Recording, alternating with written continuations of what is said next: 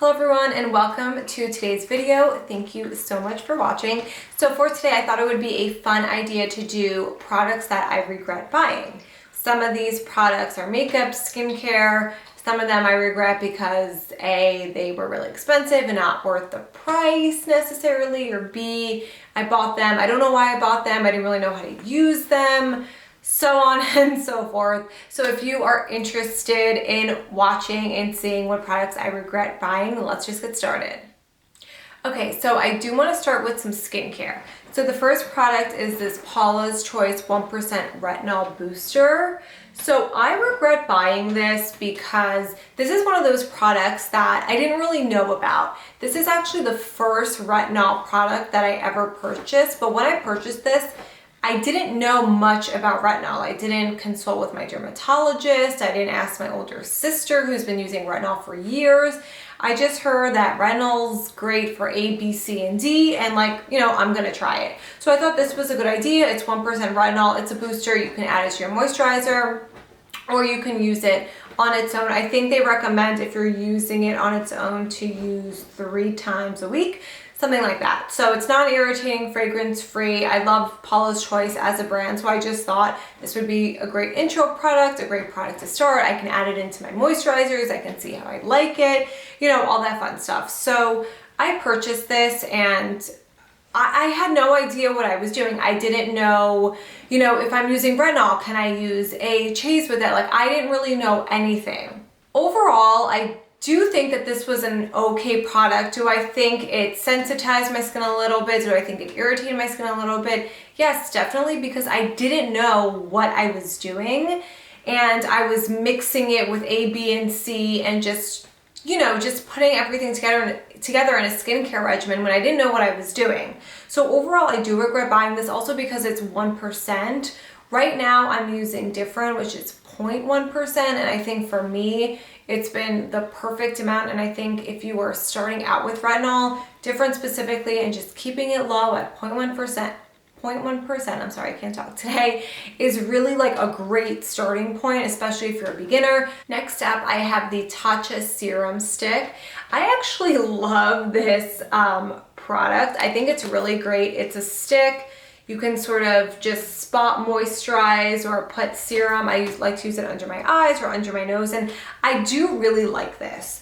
But I do regret buying this because this is basically 70% squalene, and I use a $10 squalene oil from The Ordinary in Good Molecules that I love and work just as good as this. So overall, for 50 bucks, you should definitely save your money and just use an 100% squalene oil. Okay, next up, I'm a little nervous to talk about this. It's a little controversial. And I just want to say, if something doesn't work for me, it doesn't mean it won't work for you. I know this is a cult favorite product. It is a favorite for so many people. But I gotta be myself, I gotta be honest, and I have to talk about this. This is the Paula's Choice 2% BHA Liquid Exfoliant. And this was a product that I used to love. I went through probably 2 entire bottles of this, and I think this is the 3rd bottle I purchased. And I regret buying this because it was another product similar to the retinol booster that I didn't have enough information on, and I just feel like I bought this because it was hyped all over the internet, all over YouTube. Everyone loves this, and I did like this. I mean, I liked it enough to go through 2 bottles and buy a 3rd bottle, you know what I mean? But ultimately, this really, really, really just stripped my entire skin barrier. At first, I would use this every other night, and then I worked up to use it every single night, and ultimately after using it every night for probably 3 to 6 months, my skin was looking great at first, and then my skin was done. There was no barrier. I was breaking out from each product, everything. This completely just stripped my entire moisture barrier, my skin barrier, the whole thing. And as I did more research and spoke to my dermatologist about this and my esthetician, they really recommended not to use salicylic acid as a leave-on product They said it's fine if you use it in a cleanser, but as a leave-on product, if you have more sensitive skin, just to beware of leave-on products. And if you're gonna use a leave-on product, you should probably only use it 2 to 3 times a week, because again, it can sensitize your skin, and just what it was doing basically was over exfoliating my skin. So this is another product that, again, didn't really know how to use it, saw the hype everywhere, purchased it, and I loved it, but obviously after seeing results for about 6 months, that's sort of when everything broke down. So yeah. Next up is another Paula's Choice product, but this product I actually really like. This is the Paula's Choice 10% Azelaic Acid Booster. I love this product, let me just say. I specifically just regret buying this because, people, this size, do you see how small this is? This little thing was $10. $10. I have the full size. I still have the full size. I still use it and I love it. But I was going on a trip or something, or I might have been traveling for work. I don't really remember. So I was like, oh, let me get like the mini size. This is not a mini size. This is a sample size. And the fact that I paid $10 for this literally pains my soul. Like, it wasn't a secret. They obviously tell you when you purchase it how many fluid ounces, how many milliliters are in here, but clearly, I mean, I read that, but I didn't, you know, expect it to be this tiny. And the fact that I just spent $10 on this, like, this hurts. Next up, I have a hair product, which is kind of random and I guess also kind of very specific, but I do want to talk about it. This is the Magic Sleek shampoo. So if you don't know what Magic Sleek is, it's a hair treatment. It's similar to like a keratin treatment. I think it might be a type of keratin treatment. I'm not really sure. The brand name is Magic Sleek. And the only way it differs is that it's even stronger than keratin. So if you go into salt water or you go into chlorine, it does not get stripped out. It does not like fade out of your hair. This shampoo I bought at the hair salon when I got the treatment done, and it was $40. And it's supposed to lengthen the treatment. So the treatment's a few $100s and it usually lasts, they usually tell you like 5 to 6 months. So I got the treatment, I got the shampoo. The shampoo literally does nothing. I don't think, I'm just glad I didn't buy the conditioner.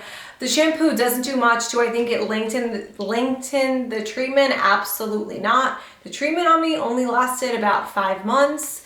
I probably maybe would do the treatment again, I guess, if I was traveling. Obviously I'm not really doing any of that now, but yeah, I would not recommend this. So if you do get like a keratin or a Magic Sleek treatment, I do really like the keratin brand shampoos and conditioners.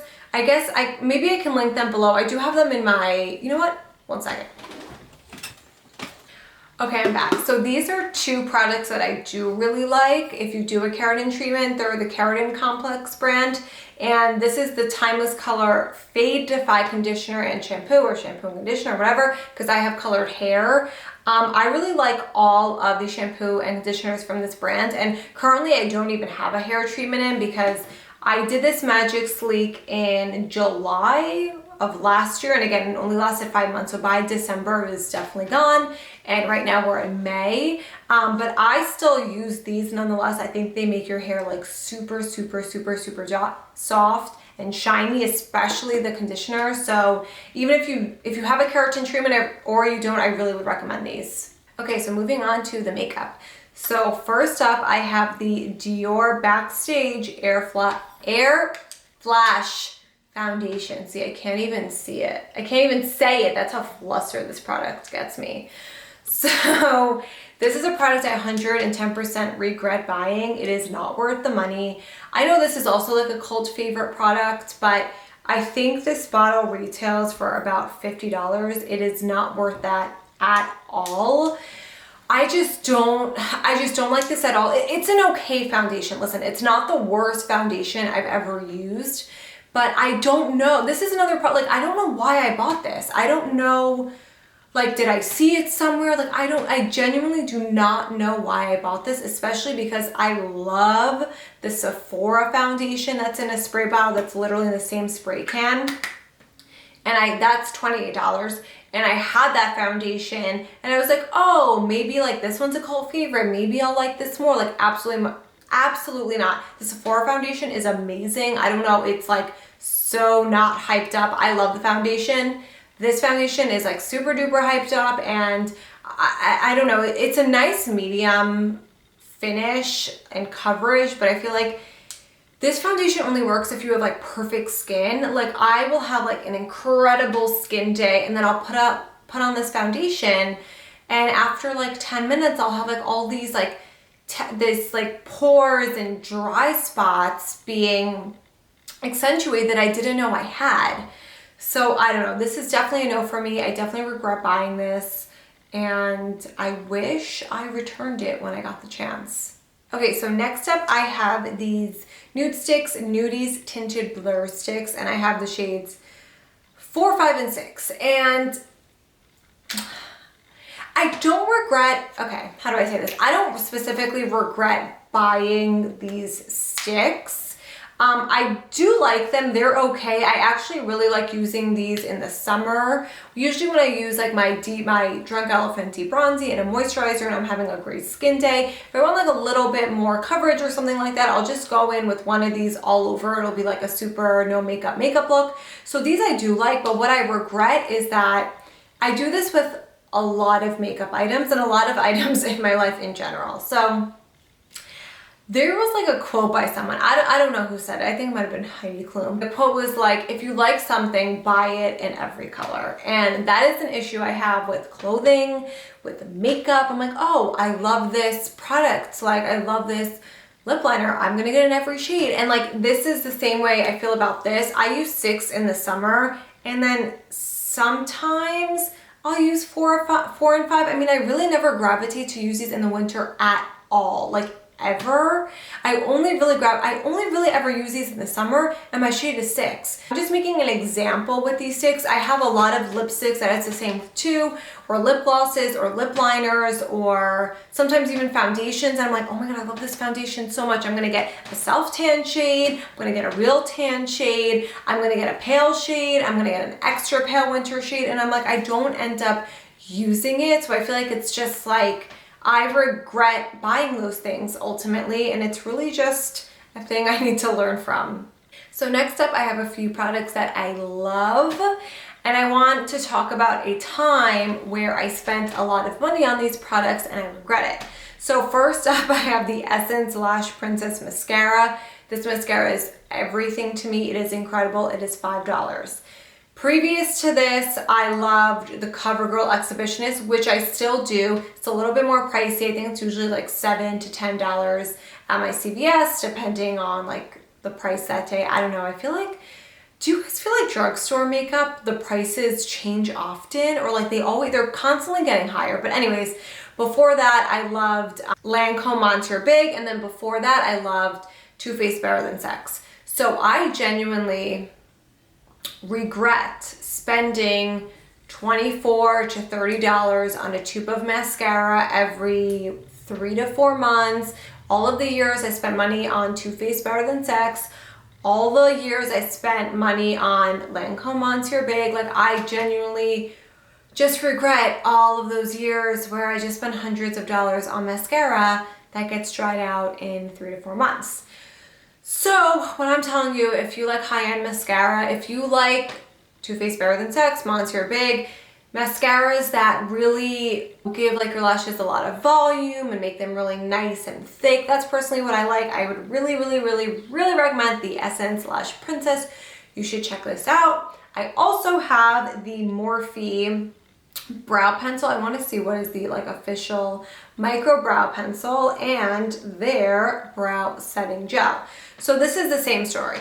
Before this, again, every few months, because I kind of go through brow pencils fast, I was purchasing the Anastasia Brow Wiz, and then I also was an addict to the Anastasia Brow Gel. Okay, these products are $5 each. They are incredible. They are the same exact thing. They are the same exact really fine pencil tip, retractable thing going on. They stay all day. Also, another plus is that the spoolie does not break off. If you have ever used Anastasia Brow Wiz, more often than not, you had a spoolie that cracked off. So these are incredible. Again, you can't go wrong with $5. You might as well just try it. And the same thing with the Morphe Brow Setting Gel. What I will say is that the Anastasia gel is more like, it does have more hold. I think it had a little bit too much hold for my liking. This has the perfect amount of hold. It's less than the Anastasia hold, but it's still a lot of hold. And this, I mean, these three I absolutely love. Last but not least, I don't even want to talk about this item, but I have to because I do regret buying this a little bit. It's not a huge regret of mine, but it kind of is. So this is the Pat McGrath Labs Mothership 3 Subversive Eye Palette. As you can see, she is still in the packaging because I like to take good care of her because she was so expensive. This palette, I believe, was $125. And I bought this last year. Now, what I will say, this all Pat McGrath packaging is luxe, it's gorgeous, it's heavy, it's just like, the packaging is incredible. It's so luxurious, like it's amazing. And the palette, these colors are gorgeous, gorgeous, gorgeous.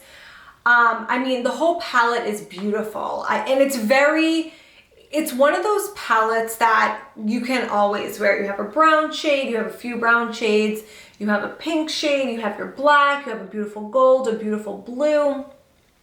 So I bought this because I really wanted to try out a Pat McGrath item. This is before she had like concealers or any of that. I do think that she had come out with her lip liners or lipsticks at the time, but when I bought this, her range was somewhat smaller than it is right now. And obviously everyone was raving about her eye palettes, and I don't know, I swatched this in store and it just took my breath away, and it does still take my breath away. This palette is gorgeous. It is stunning. I love using this blue shade. I love the pink, the gold, like everything about this palette is just so beautiful, but ultimately I just don't reach for it. I feel like out of all of my eyeshadow palettes, and I have a ton of eyeshadow palettes, high-end, drugstore, out of all of them, I'm always constantly picking up my ColourPop palettes, like all the time. If I'm doing a dramatic look, if I'm doing something really quick, if it's not ColourPop, it's usually my Anastasia palettes. I don't know, like I love it and it's so beautiful, but I don't know. Can I get these shades somewhere else? Honestly, these 6 bottom shades, yes, but these 4 top shades up here, no. Like this formula of these 4 shades is something I've never tried before. It's the coolest formula where you just take a little bit on your finger, you put it on the lid, and it's almost like a light wash of glitter. I don't know, I can't even explain it because it's so unique, but ultimately, I do kind of regret buying this because I don't use it. And even when I push myself to use it, I'm like, nah, I'll just use that ColourPop palette, or I'll just use Anastasia. You know what I mean? Yes, this was a sad last item to close out this video, but gotta be honest with y'all. All right, that is it for this video. Thank you again so much for watching. If you have any recommendations for me or any other videos that you want me to film, video ideas, product ideas, things you want me to try out, please let me know, and I will see you in my next video. Bye.